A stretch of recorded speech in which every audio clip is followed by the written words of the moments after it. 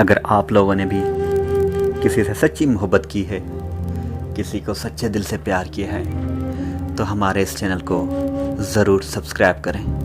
Thank you.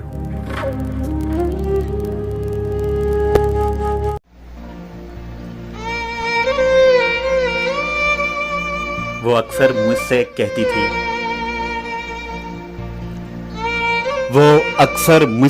थी, वफा है ज़ात औरत की,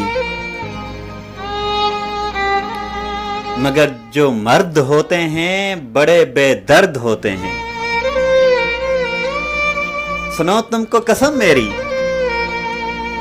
रवायत तोड़ देना तुम, न तन्हा छोड़ के जाना, ना ये दिल तोड़ के जाना। मगर फिर यूं हुआ मोहसिन,